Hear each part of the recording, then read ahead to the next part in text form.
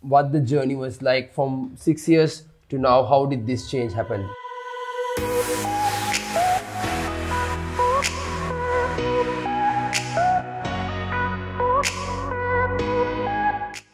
Going on a good bulk and then cutting down.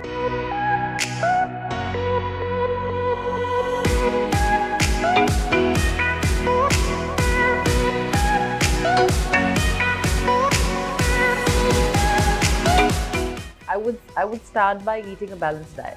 So Right. I would first of all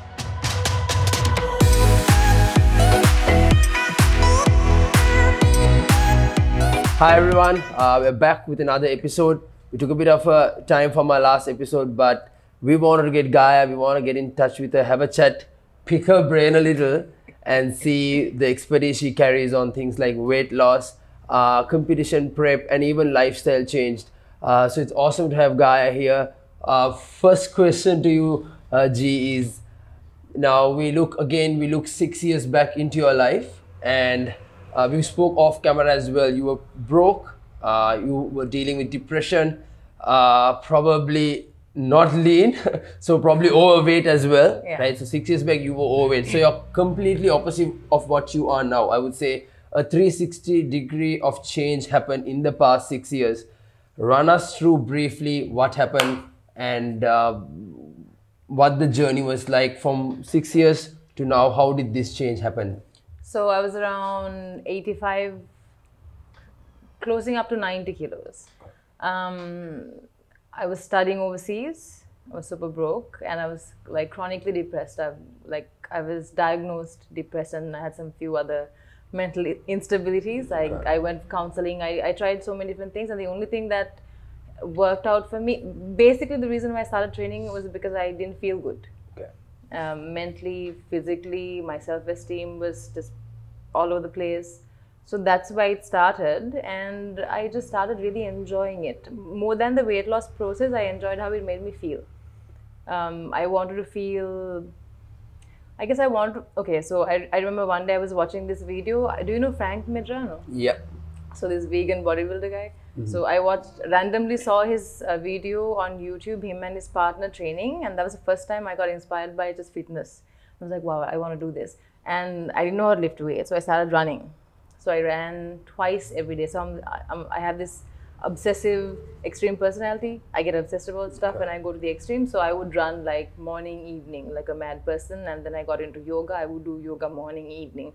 And then I lost all my shape and I became extremely thin. And then I wanted to feel strong. And then I started lifting weights. But that was really challenging for me to go to a gym because I'm an introvert. I have like social anxiety. So going into like a gym full of dudes, just it was scary. So, Right. But then the night before I went to gym, I couldn't sleep. I was like super anxious, but then I somehow made it, and then I found myself naturally strong when it came to my lower body. So I would squat, but I would not train upper body for a year. Okay. I just squatted and I did legs, and that's how it started. I just loved how it made me feel, and then it inevitably brought me here. Correct me if I'm wrong. So just looking at your story, I feel like it's fitness that changed your life. 100%. From being broke to, now having things you like to have, from being depressed to enjoing life. Now you said you're an introvert. Yeah. Now pretty much you speak at events. I'm still an introvert. I'm still uncomfortable. No, we're trying. Yeah. But if you look at it, is it correct to say fitness is that what's changed? If so, is it safe to say that there are obviously people who are watching who might be going through similar depression to being broke and even just not feeling confident? Can fitness be the it factor that changed their life? 100%. It changes your personality. It changes your perception, the way you look at problem solving. Okay. And anyways, when your confidence level changes, when it improves, you as a person change, and the way you execute things, or the way you attack problems also change. Okay. And for me, it was not like a planned out thing. It was like a chain reaction of things. It made me feel good. I felt more comfortable. I became more confident. My posture changed. So it affected everything. My relationships, changed. I started attracting more empowered people because I felt more empowered. It's like that. Does that Okay. make sense? Yeah. So obviously a huge, so let's now dive into the practical side of things. Yeah. So obviously a huge part of what changed you was your nutrition. Yeah. Now we're looking into the practical side. So you were overweight and now you are in probably your best shape that you want. You're competing and you're also being known for changing women's life, especially when it comes to weight loss. So you're specifying into weight loss, which we know comes from the backbone of nutrition. So I think it's the time to talk a little bit of nutrition. Give us a general overview. We'll start with weight loss, right? Okay. So someone's watching and they want to lose weight, especially women. It doesn't have to be women. I think the theory or the principles apply the same. So you Yeah. women, we want to lose weight. Where do you start from? Give us some practical advice, tips. Where do you start from and what's the journey like and what do you need to do? Okay, I personally went through everything. Like I tried every single different diet out there, from paleo to vegan to keto. I was raw vegan and vegan for almost 7 years. I've tried every single thing, and one thing I advise people to do is to do their own research and educate themselves. I still learn on a daily basis. I still educate myself. And don't think that this one thing is gonna be the right thing for you. You need to figure out and listen to your body as to what works for you. Maybe invest in a coach and also do your own research. Right. You know, a lot of people say energy in versus energy out. It's not that simple. I think every physique, every body functions differently. The way you absorb nutrition, the way you metabolize things, your age, you know, is a factor. Your body type is a factor. Your heritage, your ethnicity is a factor. Everything plays a role. Okay. So you can't just say calorie in versus calorie out and you're going to get results. You have to like listen to your body. And see, for an example, when I have clients who don't respond and show me results properly, then I would try a different approach. So I have certain clients who don't respond to like carbs well, so Right. I try fats for them. So you Okay. need to like really listen to your body and see. I ask my clients to usually maintain a journal and a food log. So I have this one particular girl. She loses weight, but she has a bloat constantly. Okay. She has a constant Yeah, bloat. So right. for her, I ask her to, every single time you consume something, write what it is. And then also write how you feel, if you're bloated, if you're feeling sleepy. So that'll give you information as to what food works for you. When I ask clients initially, like, what makes you bloat? They don't even know. Because they're constantly eating either gluten or dairy, whatever that their body doesn't even like. Okay. So you have to pay attention to what you're consuming, how it makes you feel, and how it makes your body react. And according to that, you can tailor make and change things around and feed your body what it needs. Okay. So of course, energy in versus energy out, being on a calorie deficit works out also, but all the other factors come into play. Making sure that you get your micronutrients in, you know, your like 90% of us are deficient in vitamin D3. You know, magnesium issues are there. So you need to pay attention to your micronutrients, make sure that you eat like your leafy greens and your vegetables and your fruits, and make sure you get a sufficient amount of protein, have your healthy fats in, and also work out. Workout doesn't mean that you go crazy, you know, at the gym every single day. If you're like a new, walk every single day, make sure that it's consistent. It happens every single day. Yeah. Does Okay. that cover all? Do you want me to go into more details? It does cover pretty much everything. It gives you an overview idea, but if you can just break down also to like 3 to 5 practical tips. So Okay. let's say I'm starting today and I want to lose weight. Okay. What do I need to do from today to the next few weeks? Anything I need to start with immediately, and for maybe 3 to 5 points that Okay. will really highlight what you need to do. Would it be too complex if I go into like calories? Simple the better. Simple the better. Yeah. Huh? Okay. They put you on the spot. Yeah. Okay. This is tough. Okay. I would start by eating a balanced diet. So Right. I would first of all cut off the processed food. Okay. I would cut off excessive amounts of sugar, soda, potato chips, and whatever is processed. If it comes from a bag, I won't eat it. To start with, because you still don't know how to differentiate as to what works for you and what doesn't. So let's start with the natural stuff. So you eat your vegetables, eat your leafy greens, eat a solid amount of protein with every single meal that you eat. Carbs are not your enemy. Carbs are fine. rice, sweet potato, potato. Pick your carbs. For an example, for me, if I eat rice, I can't function. I fall asleep. Okay. So I do not eat rice. I eat not even sweet potato. I eat white potato. So you need to figure out what makes you feel good and make sure you eat your carbs. You don't have to Demonize carbs. Demonize carbs and like deprive yourself from eating normal food. You can still eat all of that. So the myth that people say, you don't eat rice in the night or don't eat carbs, that's just a myth. Yeah, that's I think just it's a a good myth. time if you want to just break it off and say, you know what, you can just eat carbs. There's nothing wrong about carbs. It's about quantity of what you eat. And eating carbs for dinner is great. It makes you Okay. sleep better. Right. You know? On that same line, I also want to ask you, so more than what we eat, also one thing that's important is how much of it. So if it's carbs, okay, carbs is not bad, Yeah. but too much of carbs can be bad. Yeah. Right. So similarly, Moderation. protein, too much of protein, or fats, too much of fats. Yeah. So how do you find how much I need to eat? Does everyone need to go to the extent of calculating macros? I mean, I think- weighing the food, because we've seen you, Johan, doing it.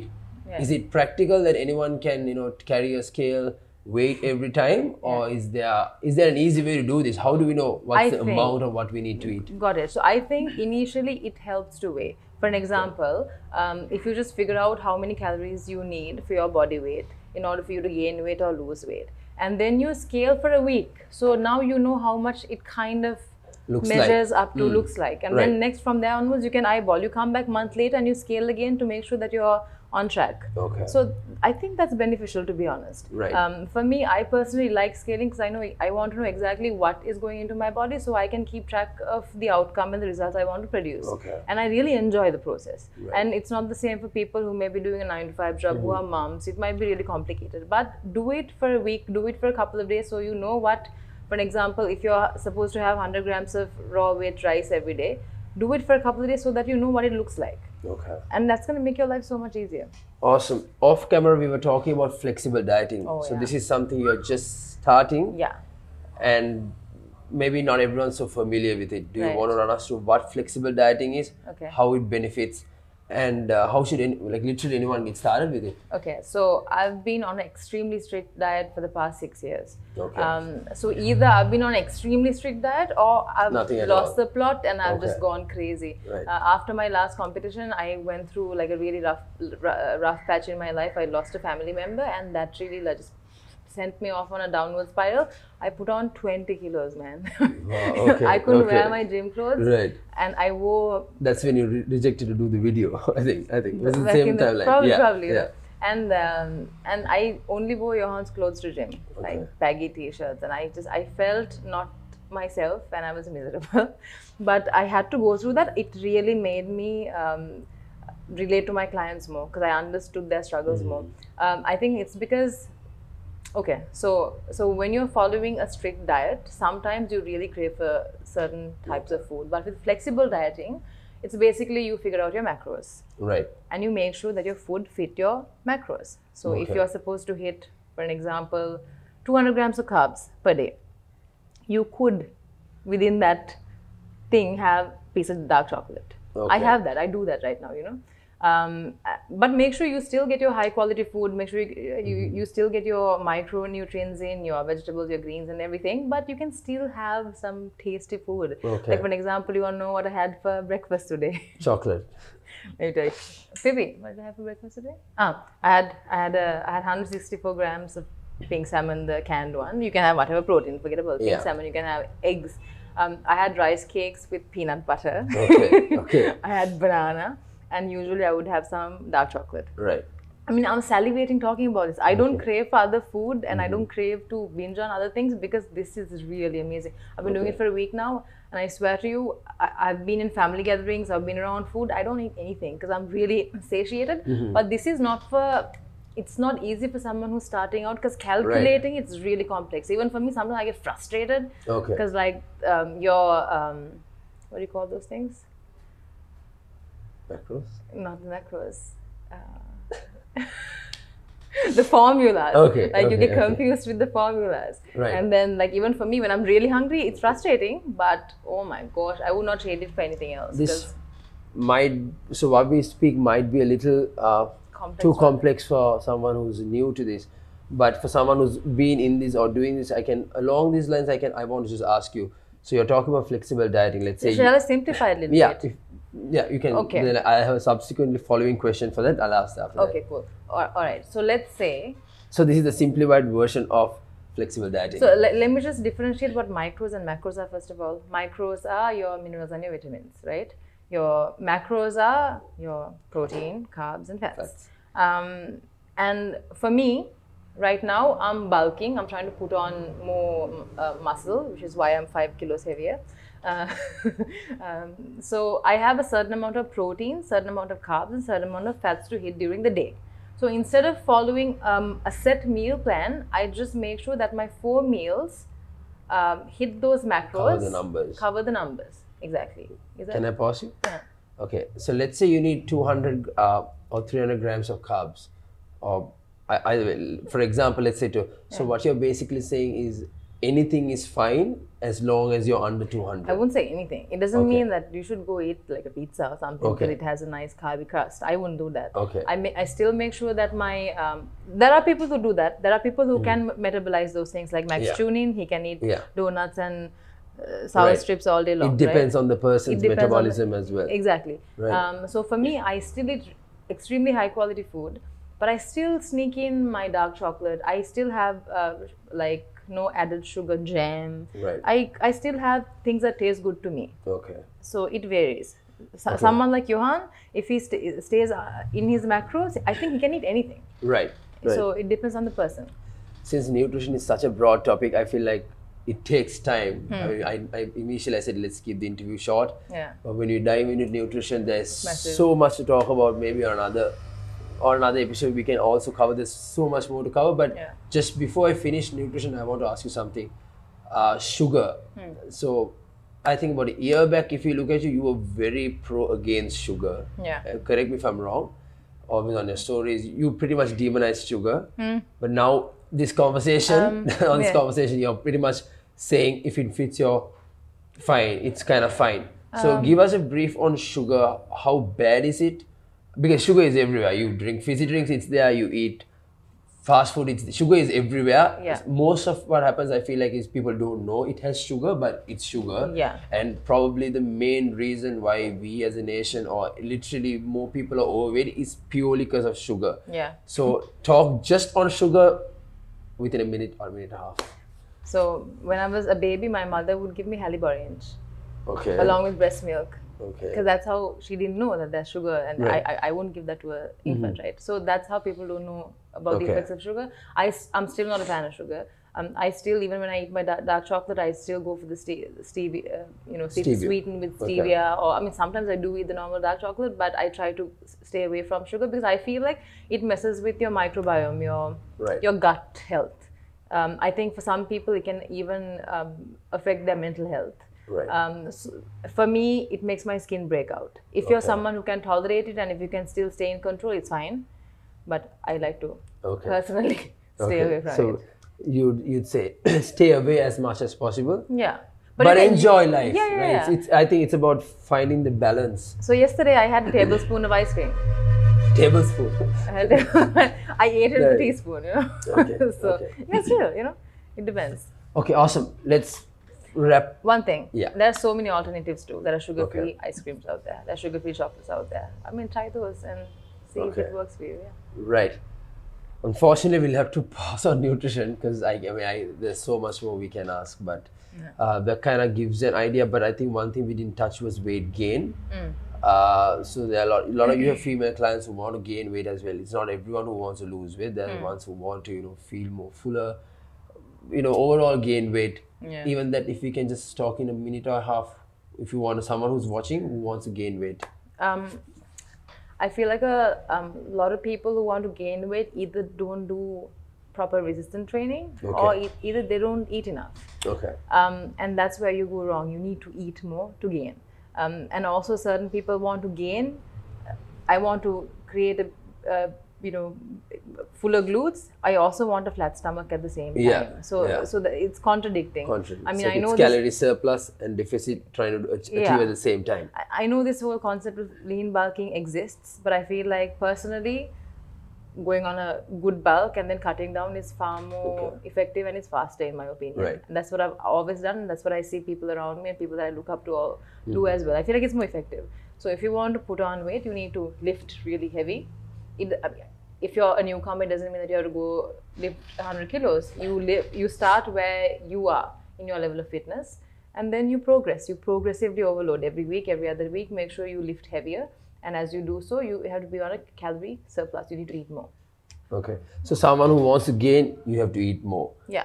But quality food, Yeah. making sure you don't pack on a ton of body fat. Yeah. Eating the right food, but in excess. Yeah. Right. Awesome. So we'll just wrap up of nutrition on that quickly to touch on training. Number one myth with women, lifting makes you bulky. Yeah. Right. So I need to look at the camera and say that. Yeah. Right? No. It does not make you bulky. Gaia approves. Yeah. Right. So what's your training like? How has it evolved? You don't have to go into a lot of detail, but just basically what do you do when you go to the gym? How regular are you? And what should women do? Should they lift weights or should they 100%. run?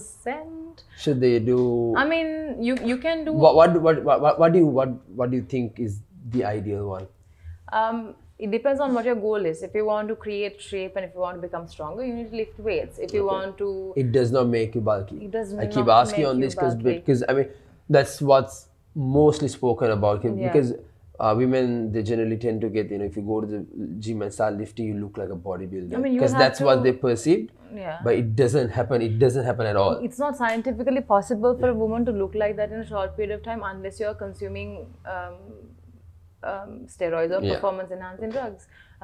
It's not scientifically possible for you to. You don't have that type of hormones for you to get to look like a man. I've been training for 6 years. I do not look like a man. Okay. So yeah. What's your training like? Oh, right. What do you do? Okay, When you go so on a normal day, gym, how do you start, warm up? Just run us through the process of training. So currently, I'm in love with my training program. Currently, I train 6 days a week. My 6th day is active recovery.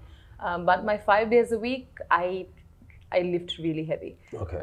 Where I have probably 1 rep in reserve. So my intensity or my exertion is probably at about 9. Okay. So if you're okay, let's not go that deep, no? It's deep. Okay. Yeah, let's not go that deep. Just the basic touch. Okay, the basic stuff. All right. So I warm up. Okay. I make sure I really warm up. Before I perform any workout, I do 2 warm-up sets of each workout just to get that mind-muscle connection, just to get your body into rhythm. I do my first day is shoulders and glutes. Okay. Second day is So you break your body parts. Yeah. And you train just 2 muscle groups a day. basically. Okay. And then I do not do any cardio at all. I probably would do around 10 minutes if I want to, but I don't. Okay. Yeah. Pausing on that one, another myth. To lose weight, cardio, right? So the moment you say someone, you want to lose weight, they'll think, okay, you got to get on a treadmill, run for 60 minutes every day, morning, evening. That's an approach. Let's run through the cardio side of training. Is it important, or if so, what do people need to do? Right. I mean, cardio is one way of doing it. I've done cardio for like many years. Okay. You can have a good balance of both. You can do. I mean, if you're on the heavier side, if you want to lose weight, then you can do like a solid weightlifting session with steady state cardio. Do not run and waste your muscle. You want to do slow. I would do incline walks for maybe 30 minutes or something like that. You can swim. Right. Whatever you like. Whatever you enjoy doing. So it can be a nice mix of both. I mean, Johan wants now to incorporate 1 day of like long distance running. Right. So it's good to expose your body to different types of movement, yoga, whatever. Okay. Yeah. Okay. Right. Awesome. So again, just to recap, you prefer, when it comes to training, you prefer kind of lifting weights, bit of cardio maybe, and. I mean, when I'm competing, you saw how much cardio I'm doing. I do not plan to do it next time. Okay. I want to make sure that I keep my body fat really low, so that when I'm close to the competition, the maximum amount of cardio I would do is probably an hour. Right. Yeah. Okay. Awesome. We'll wrap up training there as well, and I would say one more thing we want to talk about is motivation, discipline. Something. But can I say one more thing? Sure. For the women who are interested. If there's any tips you want to give. Yeah, because this is what I get the most when it comes to building. I mean, how do I build a bigger butt? So yeah, some of the workouts that I'm currently following, which are so effective, banded hip thrusts. Okay. Look into it. It will make your ass cramp throughout the entire workout. It's incredible. And also something recently I found out is supersetting is crazy. Okay. Supersetting Romanian deadlifts. Right. Romanian deadlifts with standing calf raises. Okay. I'm telling you. So squats are not the only way. Generally, the perception is you got a squat for a good booty. That's not what you're saying. Hip thrust. Hip thrust, right. Is the way to go. Additional tip from G. Yeah. And then I was just touching on motivation and discipline. I think that's the last thing we want to cover.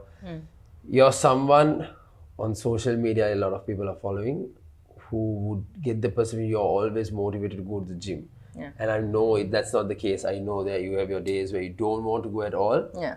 And you're also someone perceived as someone who's very disciplined. Right? You wake up early in the morning, and during your prep, we saw you, if you had 10,000 steps, you did it, even if it's 12 in the night. For me, because I know, I've known each other 5-6 years, so I've seen the process.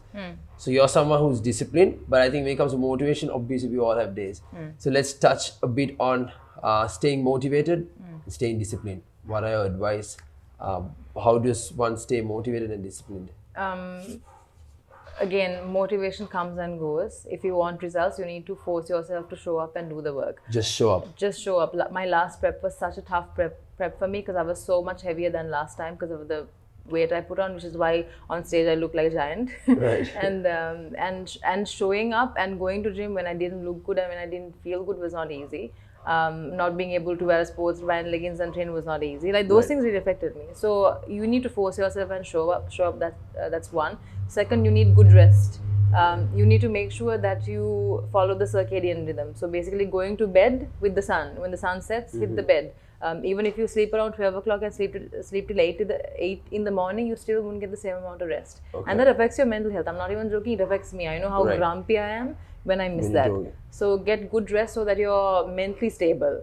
And what's the other question? Just discipline, that. Staying disciplined as well. And just do the work. I mean, there is no easy way around it. When you do it for long enough, it becomes second nature. Okay. And then it becomes much easier for you to. But what I mean by discipline is also building habits, because now you're someone, when you decide you're not going to eat sugar, you won't. Yeah. But I know that with your heart and with you as well.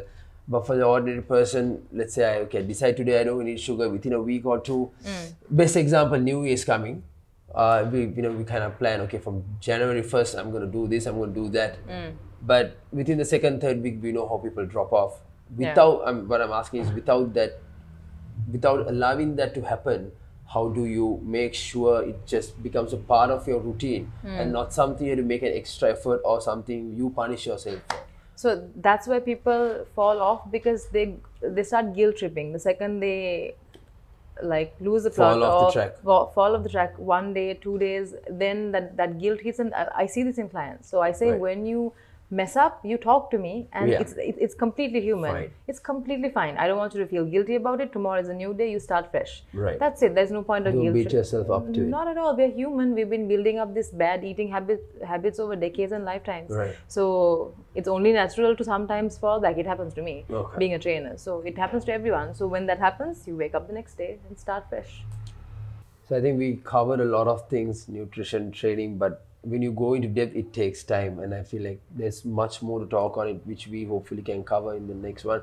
But to just wrap off, I'll just ask you, like, someone might generally say, I want to get fit, I want to change my lifestyle, I'm overweight, I'm underweight, or I'm not motivated. For someone like that, in general, where do they start, and what's your final advice to anyone who just wants to get something from this episode? So you start where you are. You don't have to try to mimic someone who's a fitness celebrity or someone who's massive on social media, because that's what you see and you feel like there's a gap between you and that person. But that person too started somewhere. So when I started training, I couldn't even shoulder press a 2 kilo dumbbell. So you start where you are. If you're an overweight person, you can start by going for regular walks and make sure that you stick to it consistently. It's something that you do every single day, no matter what. Because it doesn't matter how much you do today if you don't do it tomorrow. You just small incremental steps every single day will make a massive difference. I had an uncle who was super overweight who walked every single day for like a year, and he looks extremely, like he's in shape, and he's at a healthy body weight right now. So it's as simple as that. Being consistent is key. Okay, awesome. Thank you so much. And we definitely have to catch up for another episode. I'm telling you now in advance because it's very difficult to get a hold of her. Right? And we'll cover. And if you have any questions for her, DM you directly. Yes. And she'll reply everyone. She'll reply Yes. everyone. And even subscribe to her YouTube channel as well. And we'll see you on another one.